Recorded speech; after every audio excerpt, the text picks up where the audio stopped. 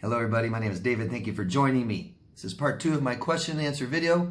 I'm helping people recover and heal and grow from all kinds of different trauma. So I'm answering people's questions from last week. Go down below, ask me anything you want. I answer them next week. That's how it works. Thank you. Thank you for joining me too, for new subscribers and new viewers. If you could please help what I'm doing and you like what I'm doing and you think it's helping you and it could help other people, if you could just do something, maybe just push a few buttons and help promote this video. You can subscribe to my channel and vote up or down, comment, say hi, put this in a playlist or post this somewhere else. I'd really appreciate it. Thank you. So let's get started with all the questions for part 2. And the first one is from Lynn from the United States. Hello, Lynn. Please address the topic of hijacked empathy. This is when, instead of showing empathy towards you, a person hijacks empathy and directs it towards themselves. They don't hold a space for your experience. Instead, they expect you to validate theirs. My question is, what do you suggest saying in that situation? Thankfully, my friends are not like this, nor am I. But sometimes you just can't avoid people who are like this, especially if they have narcissistic traits or the disorder, NPD. It's like going to a funeral and saying, I'm so sorry for your loss, but let me tell you all about my loss when my family member died. This is a particular insidious behavior, not only because it lacks empathy, but also because it's a form of gaslighting. I don't want to react. I don't want to maintain self-control and respond appropriately. I'd love to be able to think of 1 or 2 responses that are suitable in these situations. Mostly, I simply don't respond. Yeah, that's uncomfortable, isn't it? It's kind of like a one-upper, isn't it? Oh, I know you're going through that, but I went through this too. And talking about past situations when it's currently happening to you. And it's unempathetic. And what is that? What is not having empathy? It's lacking awareness, okay? And so people that are like this lack awareness of what you're going through and how you feel, and they probably don't handle situations like this very well at all. This might be, an avoidant type of behavior where they don't want to avoid what's happening to you, or they only can relate and identify with everything that happened to them. Does that make sense? It's a real lack of empathy. It's a real lack of empathy, because sympathy is kind of, I've gone through that. That's happened to me, so now I know how it really makes you feel. Where empathy is, even if something bad happened to you, even though I haven't experienced that ever, I can imagine how that hurt and made you feel, right? So, real lack of empathy. It's a real one-upper type thing. It's a histrionic personality trait. And it's a real dismissive of yourself, of your autonomy, of how you feel and what you're going through. So you want to know how to respond? Depending on who it is, if this is somewhere you want it to go. I mean, if this is somebody you don't know well and you don't want anything to do with them and that's how they are, I would just, okay, whatever, walk away. But a caring response, and you really want to make it healthy, and so they're trying to direct the attention off to them and what happened to them 6 years ago instead of what you're going through right now, then you can just simply say, I'm sorry, but I'm going through this now. This is how I feel now. And I feel really bad. And I mean, the honest thing is right, I feel like you're kind of taking the attention off of how I feel now, or what I'm going through now. I'm sorry you went through that then, but I'm going through this now. I really don't know what else to say, but most people like that, I don't want in my life, right? One-uppers, that's what it is. So that's called one-upper. And nobody likes that. Nobody likes a one-upper. And that's very narcissistic, isn't it? That's why they're always in competition. They're never good enough. I gotta be better, better, better. Thank you. Next question is Sunny Day from Nebraska. Hello. The catfishing scam is rampant. I was catfished this past December and January, about 4 weeks of love bombing, etc. I was just out of a narc relationship, so I questioned everything and did background check, etc. I went with my gut and confronted by text. He was offended and blocked me. Then last week, another woman contacted me about the same man. He had taken her for $190,000 through gift cards and promises she'd get her. Wow. $190,000 someone stole from her through gift cards and promises. Damn.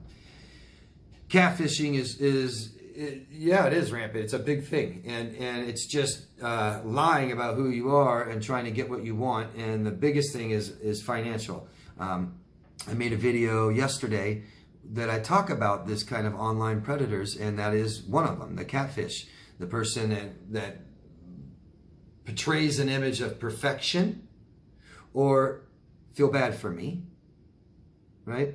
And those two will get some people to buy into it. And financial abuse or exploitation is in like 97% of abusive relationships, and it always starts first. That's a big sign for you guys. And you don't let financial exploitation or abuse happen. You don't let it start. And I just see it all the time, and people don't realize it.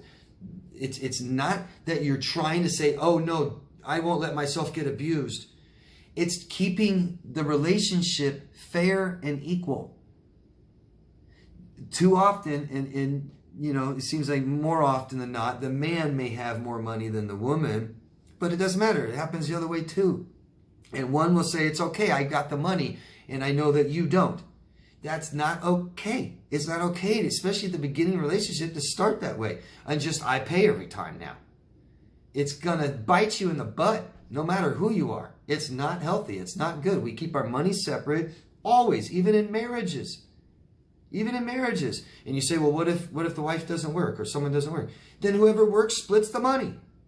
But you know, it's not one fund, one account. Here's your half, here's my half. You do what you want, I do what I want. We can have an account to pay bills, we dump money into it together, but it's got to be fair and equal somehow. Trust me, it's like me helping people for free. I've done that. It doesn't work. It doesn't work. They don't care. Free is worth nothing. And when I try to help people for free, that's what I get back. Nothing. A bunch of crap. It's awful, always. They don't care. People don't care if you help them for free. I'm not saying everybody. I'm saying most of them. I knew a therapist that said, no matter what, you want my help, you got to pay me something. You got to pay me something. So that you're invested, you're committed a little bit somehow. It's worth something to you, you know? Yeah, catfishing. Catfishing scam. Watch out for your money, guys. And money and love shouldn't mix. Right there, if you just realize that, you won't fall for a catfish scam. In yesterday's video, I put a link down in the comment section. There's a link to an amazing video. An amazing video. I think it's an amazing story. And this woman meets a man from Serbia, and this man convinces her he's got all kinds of money and this and that, and needs her to sell everything she owns, have his baby, which she did. She had his baby and was just about to go to Serbia with him, and stopped at the last second, had him investigated, and realized that this guy does this all the time, and goes and gets women pregnant, and then takes both of them back to Serbia and sells them off to human trafficking. And they show his face and everything. You can tell he's a total psychopath. Total psychopath. If you're interested in that video, it's in my yesterday's video I made, Sunday. There's a link down in the comment section. It's a pretty amazing story. But anyways,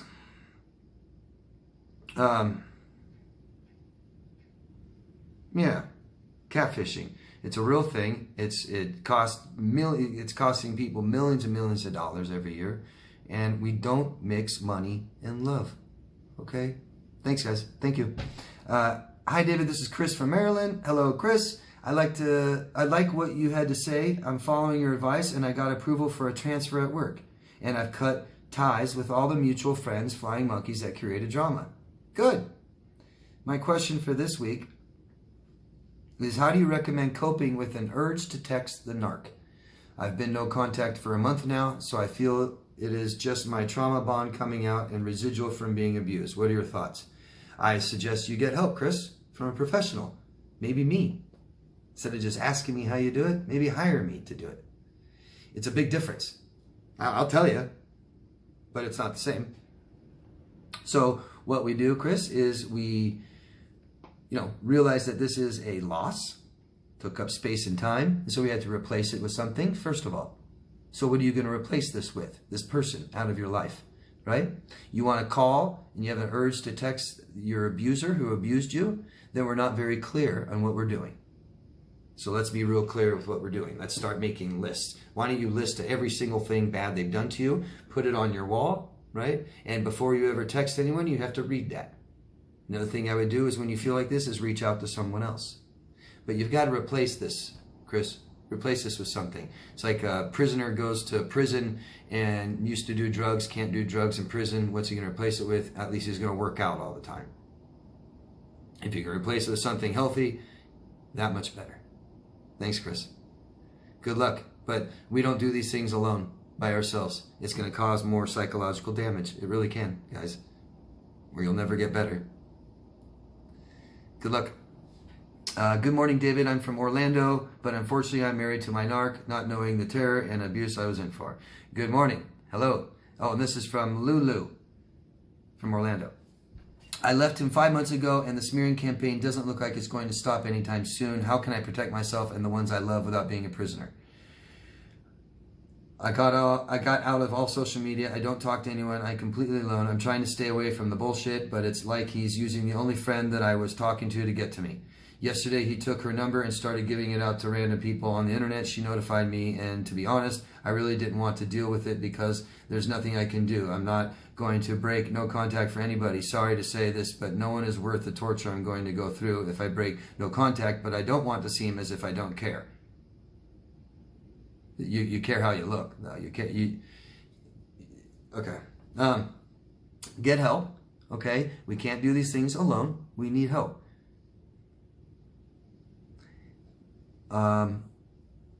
I can't build a house, so I hire a builder. I need help. At the very least, I need help to build my house. Probably won't even build any of it myself. Probably hire someone to do it. Right? I can't perform surgery on myself. I need help. So I go to a doctor. You can't do this on your own. You're isolating to the point where you don't know anybody, talk to anybody, and all this stuff. Why don't you get help? Okay? Get help. Big time. Big time. A therapist, a life coach, a lawyer, all three. That's what I'm saying. Your friend that gave her phone number to your abuser, oh, so sad he's handing it out to everybody. So sad for her. Why did she give him her phone number if she's your friend? That doesn't make any sense. Yesterday, you said yesterday he took her number and started giving it out. Why does he have it? Isolation is the worst thing you can do, but obviously you don't trust yourself at all. And the choices you've made with the people you've made them with. Get help. God, please get help. Jesus Christ, get help. You are worth it. And if you don't, you could get worse. People are killing themselves, okay? And we don't get help because we feel we're not worthy of it. Because somebody just treated us this horribly. I'm really, really sorry, Lulu. I really am. It's so sad. Try to get the help that you need. If you're going to tell me you can't afford it, try to look for government help, government aid, stuff like this. If he does, you said you're so scared. I don't know what you're scared of. You said, I can't protect myself and the ones that I love being a prisoner. I don't know if that means physical or just emotional. Because the emotional part, we just don't see it or around it, and you're fine. If it's people just talking bad about you, we just don't see it. We're not around it. We tell everybody, I don't want to hear it. We get away from people they know. We don't look on social media. None of that stuff. Real hard to do, but on your own, Lulu. I can't recommend it enough. Please get the help that you need, okay? Hire it. You don't get any better help than the help you hire. Friends are free, and they don't know how to help you. They don't know how to fix these things. Okay? Even I don't try and fix my own friends like this. Okay? Good luck. I'm really sorry. Hi, David. I'm in Georgia. Hello. This is Clover Sale in Georgia. Anyway, my narc broke my heart yet again the other night. When he told me his ex-girlfriend is the love of his life and his favorite person and is everything. I'm not. Well, how do you figure that out? If there's an ex, it didn't work out once. And he said that he prays for her every day. He prays for her. That's nice. I got really mad and he didn't really say anything. So I'm just wondering if I was overreacting.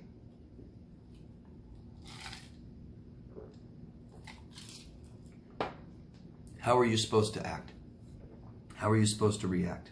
If that's overreacting, how are we supposed to act? There is no supposed to. God damn it. There is no you should, or you're supposed to. There's no rules. There's no rule book. If someone abuses you, this is how you're supposed to react. We all react differently to trauma, and that's what this is. I'm sorry. Go by your emotions, and that's how you feel, and they're not right or wrong. Take care of yourself. Who cares what people think? Who cares what I think? Who cares what he thinks? Who cares what she thinks? This is about you, your body, what it's doing, and you need to make it feel better. Okay? And what anybody else's opinion is does not matter. Period. I hope that helps. He said, also, I'm wondering if he really feels this way about her. Or is he just idealizing her in some crazy narc way? Or is he trying to make me feel like crap? I wouldn't know. He seems very unstable, right?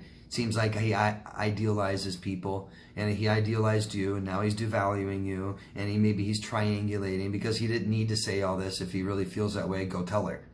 Why does he need to tell you? He's trying to hurt you. He's trying to abuse you, okay? And also, I think this is the last straw for me. That would be good. I don't know how many more times you'd want to do this.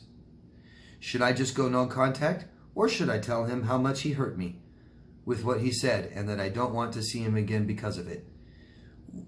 That's up to you. People that are abusing people tend to not care how you feel. They're trying to hurt you, so I recommend not telling him how you feel. I'd save that for a professional, for your family, for your friends, people that do care how you feel. That's who we tell, okay? People that don't care how you feel, I wouldn't bother telling them. You would tell him how he made you feel when you guys are trying to work it out and get back together, and he needs to know how he hurt you so he can apologize and offer security that he'll never do that again.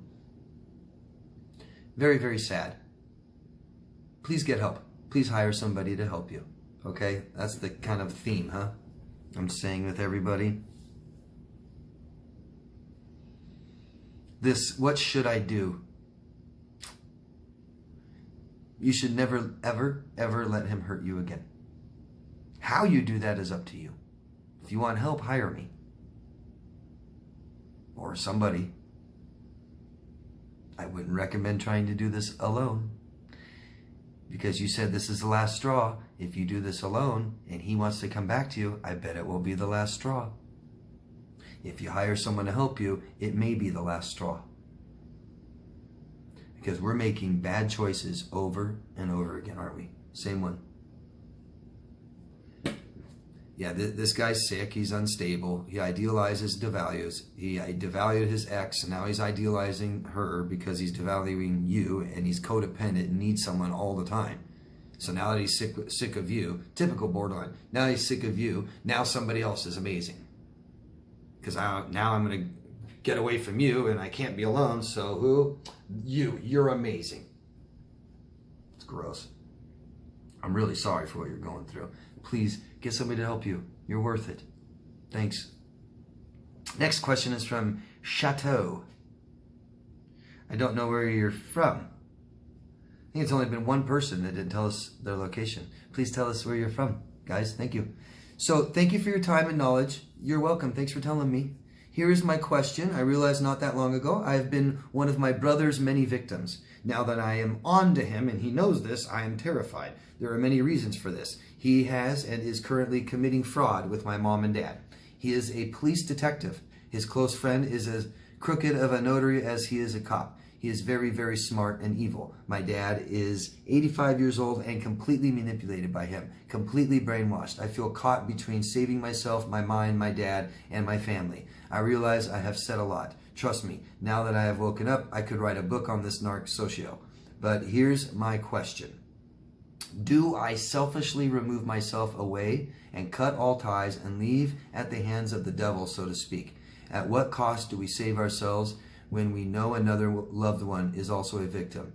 And I mean an isolated, dependent victim. Oh, sad, right? Sad for everyone that he's abusing and exploiting. It's not selfish. It's responsible. I hope that helps. I'll read it again. Do I selfishly remove myself away and cut all ties? So let me reframe it.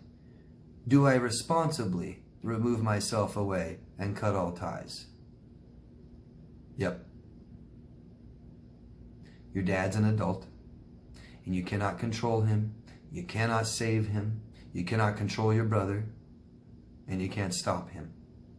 If there's anything you do besides get the hell away, as far as you can, too, you can report him to Internal Affairs.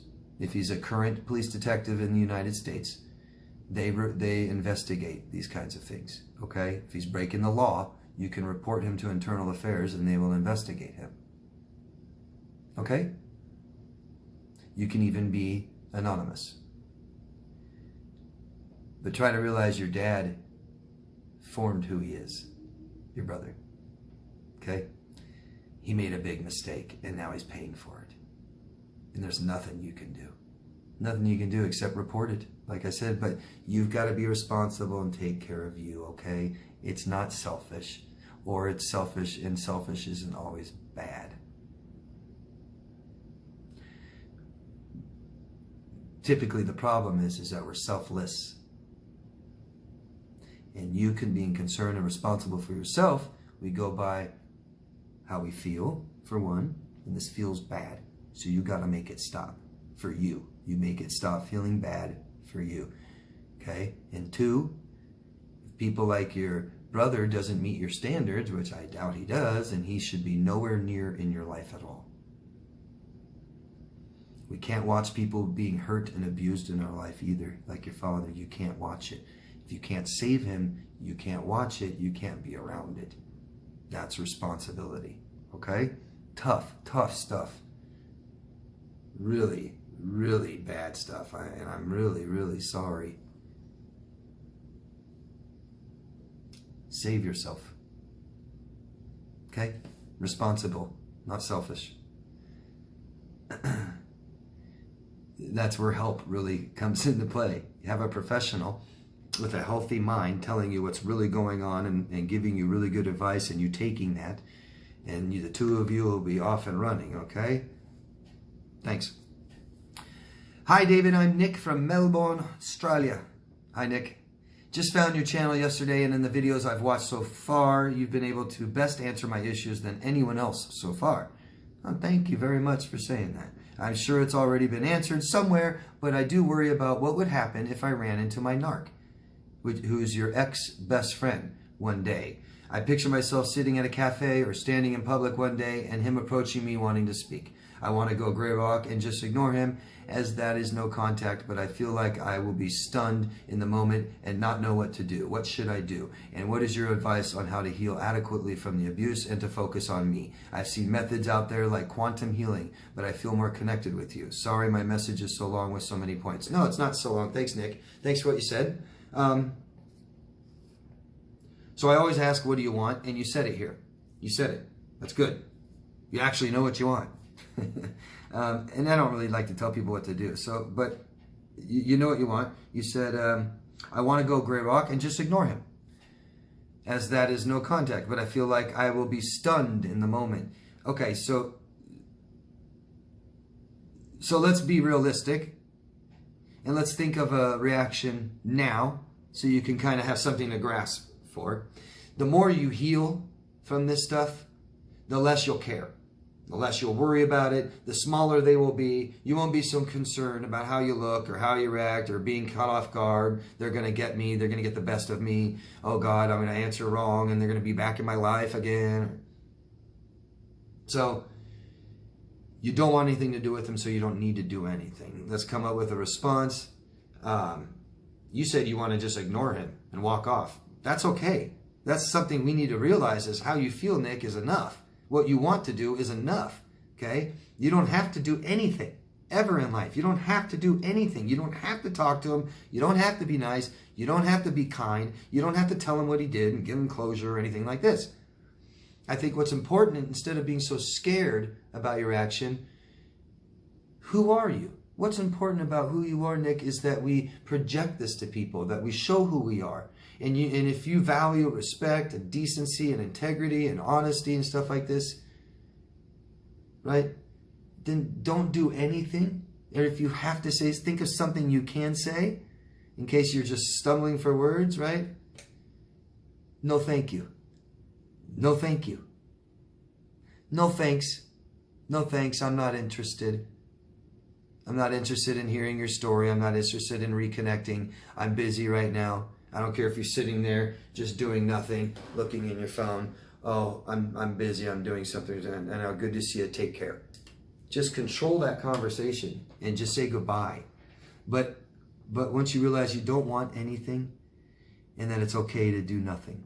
Okay? It's okay to do nothing. If you're so worried about getting caught up in something and you got to say something, just BS. That's nice. Okay, good.